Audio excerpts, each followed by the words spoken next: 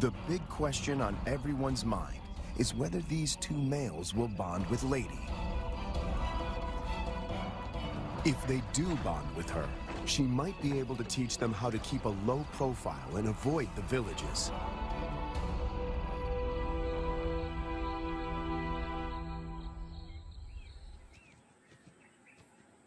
The two lions wake up in an enclosure, or a boma, right in the middle of Lady's core territory.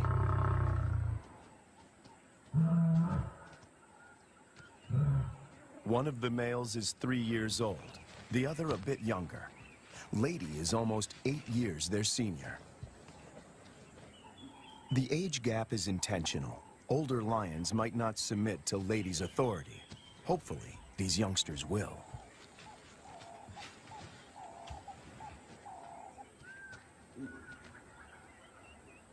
This is the first time in years that Lady has set eyes on her own kind. She keeps watch as the two males familiarize themselves with their new home. The first piece of the puzzle falls into place. But then, disaster strikes. On the 5th day in the boma, they escape. Finding themselves in a strange environment, they could take fright and bolt. To Herbert's relief, he finds them a few hundred meters from the enclosure. Lady's response is odd. She rolls to show them she is not a threat, but she doesn't approach them. The males are aware they are in her territory. Everything is new. It's going to take time to adjust. Before she leaves, Lady marks the territory with her urine. It's a strong message. She's the landowner. They are the squatters.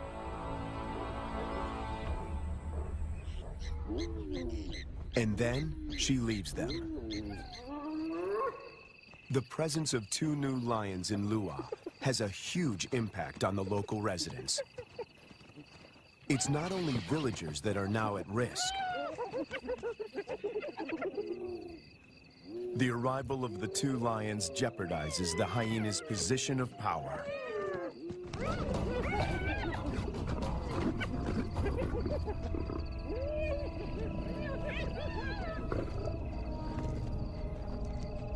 Together, they make a fearsome team. Only the younger of the two wears a collar, as they are almost never apart. The acid test is to see whether they will mate with Lady or leave her to seek other females. It's a precarious start, but the journey has begun.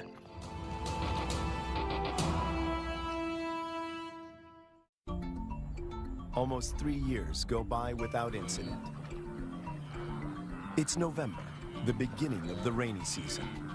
Thousands of wildebeest pour into Lady's territory. The males are hardly recognizable. They are now almost 6 years old, and their bodies are beefed up, their manes more pronounced. After all this time, they're still together and have bonded with Lady, who seems to be doing all the hunting.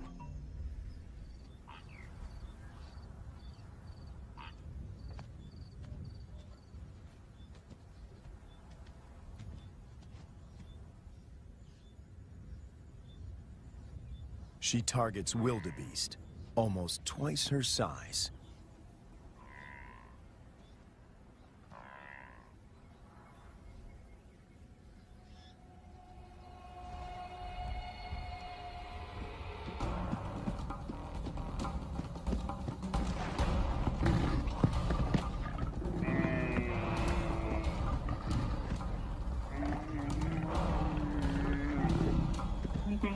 With a powerful bite to the neck, she suffocates her quarry. It's all over in minutes. The meat from a small calf could keep her going for a few days. But she's not hunting only for herself.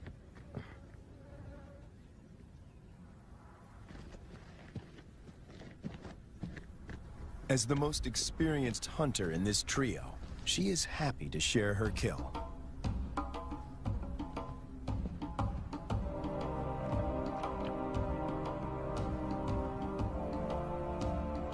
The fact that she allows the males to join her, and that they don't chase her off the carcass, is significant.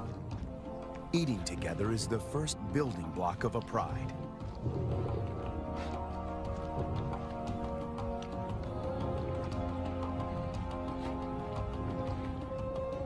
Her reward is companionship.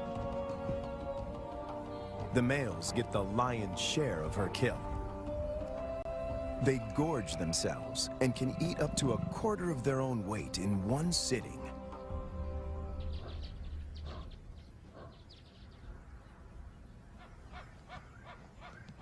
For the first time, Herbert sees the two males compete. It is the younger of the two brothers that emerges as the dominant male.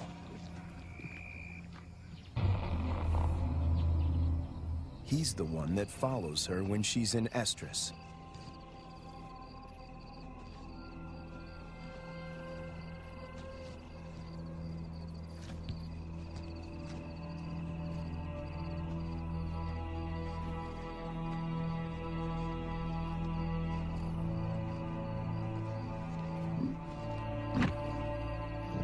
He grimaces, curling back his lips to expose an organ in the back of his mouth that picks up faint chemical pheromones.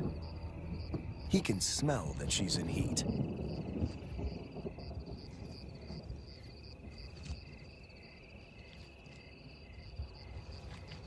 It's the dance Herbert has been waiting to film for years. The brother watches from the sidelines. Lady stays receptive for several days and copulates frequently. Both males stick to her like glue. They won't fight over her. As members of the same coalition, they come to a gentleman's agreement. If the dominant brother tires, the other might get a chance to mate as well. Now she rolls, not to greet Herbert, but in submission.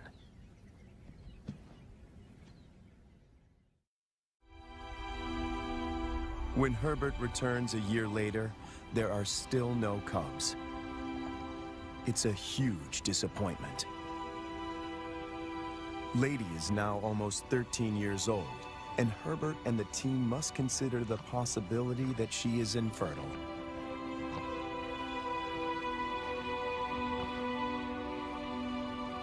If that's the case, the males might leave her and start roaming, looking for other females to propagate their bloodline. And that will bring them in direct contact with villagers.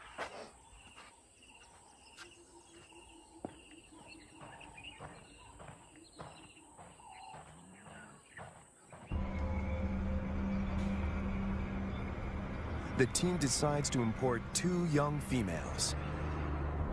And that takes them back to Kafue.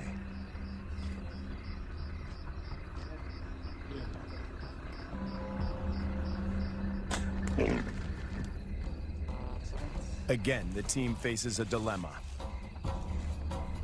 If the females are too old, they might injure Lady or drive her out of her territory. Too young, and the males might kill them.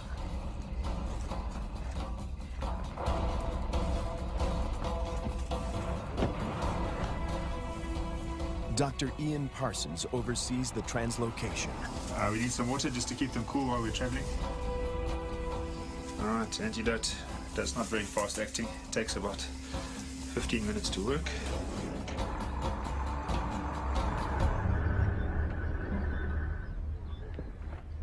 Tranquilized and blindfolded, the 2 females begin their journey to Lua. Their arrival is coded in irony. The tribe settled here more than 100 years ago on the orders of the first king to protect the wildlife.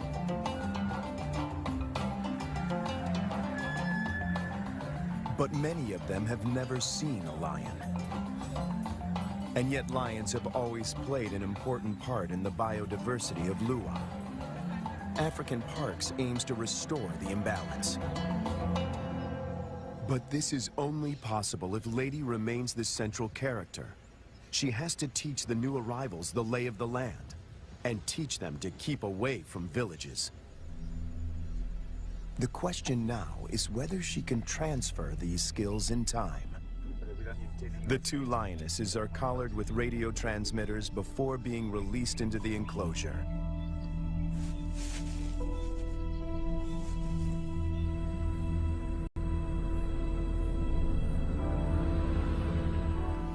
Lady's world is about to be turned upside down, once again.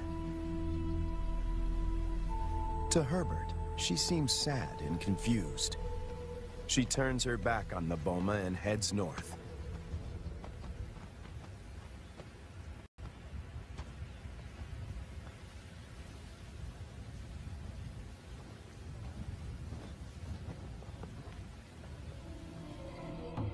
The males, on the other hand, are very interested.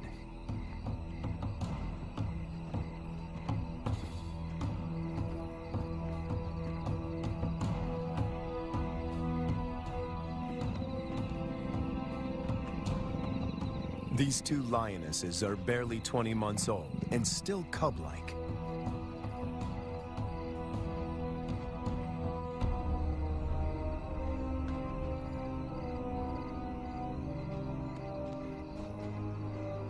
Male lions are known to kill cubs they haven't sired. No one knows how this will play out.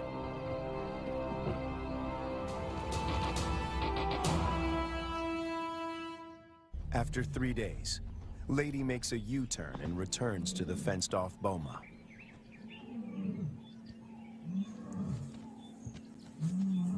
The two young females respond to her calls.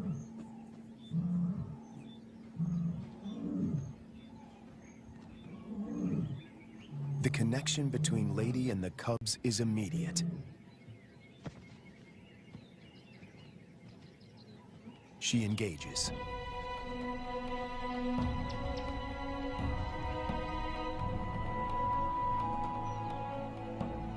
Cats are vulnerable when they expose their undersides.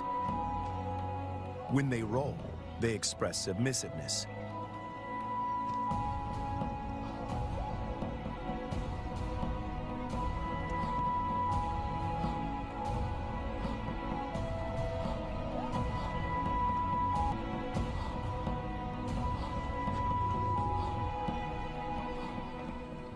But trouble is on the way. Lady's body posture changes. She knows that the males could attack these new residents.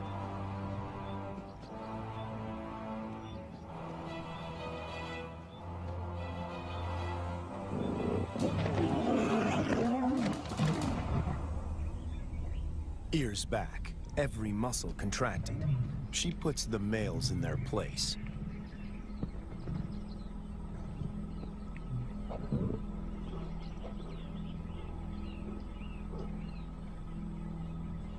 Four cats now crowd her space, after years of solitude.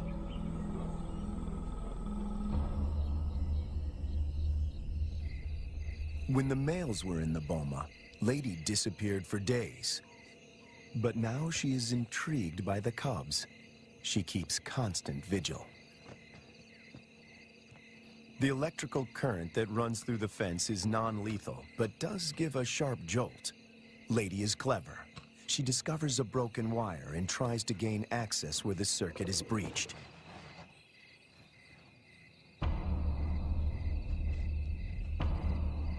The males are perturbed by the new arrivals.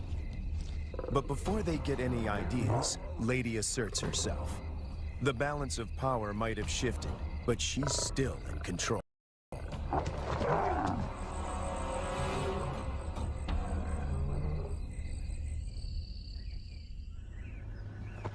After 5 weeks in the boma, the team feels the young females are ready to be released. Not sure how the males will react, they lure them away with a fresh carcass.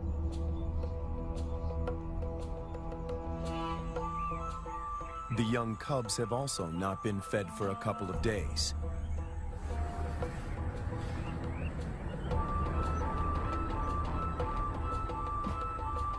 When the gates open, a new chapter begins.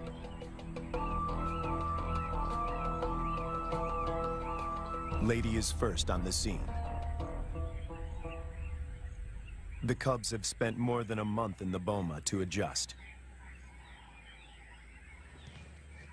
The question now is whether this newly forged bond will hold when they step through the gate.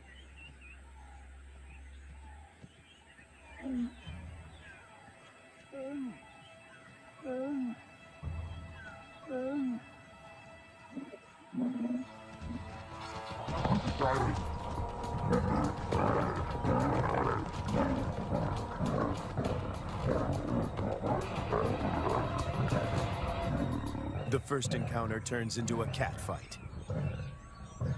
But it is more show than anything else. If Lady wants to kill these cubs, she can do so in the blink of an eye.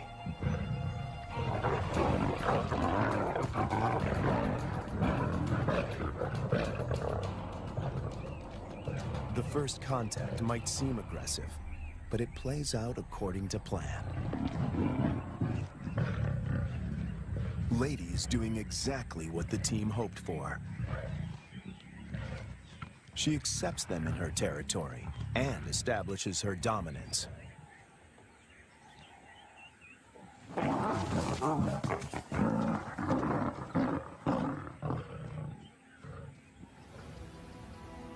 The landscape of Lua now looks very different from the days when Lady followed Herbert to his camp. Now 2 young and subdued females follow her. But Lady is not used to having an entourage. She's not at all familiar with the dynamics of a pride.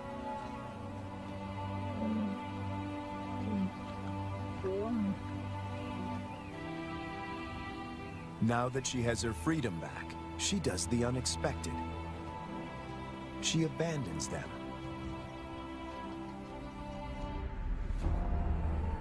The 2 young females now find themselves in a new and unfamiliar environment swarming with hyenas. Since their release, the young females stick together.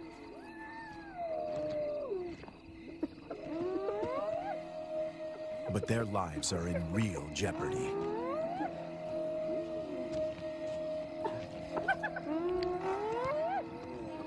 Hyenas can kill lonesome female lions, and tonight, they face a growing mob.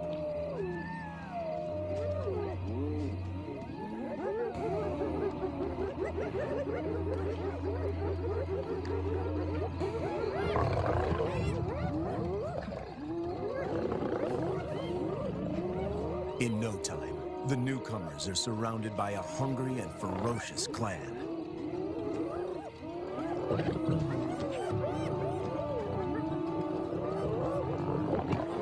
They stand their ground, but the noise attracts a far more dangerous adversary, the males.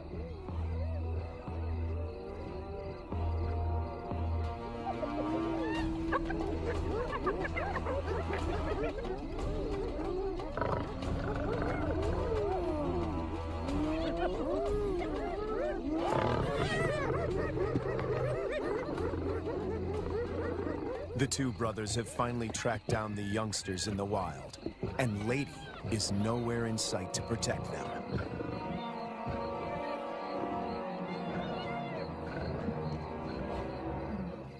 The hyenas know what's good for them. En masse, they retreat.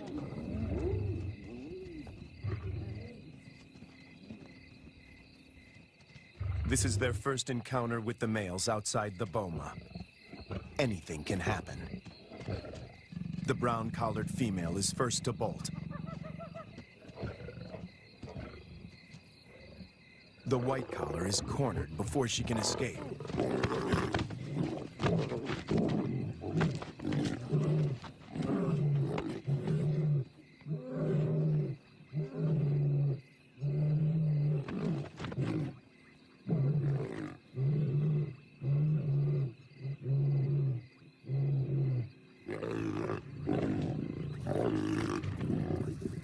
2 against 1. The odds are not in her favor.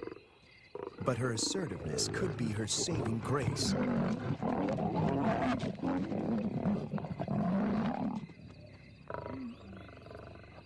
At the right moment, she crouches in submission.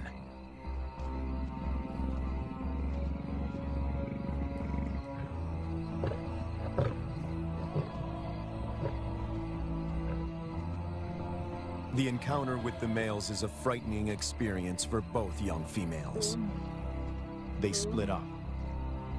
Separated, they are now more vulnerable. Danger looms for both of them.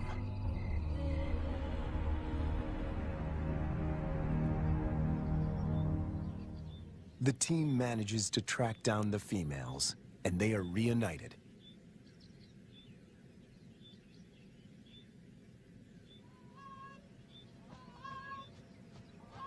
It takes months before they settle down.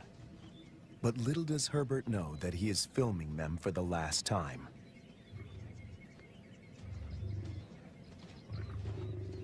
The next day, the brown collar is gone.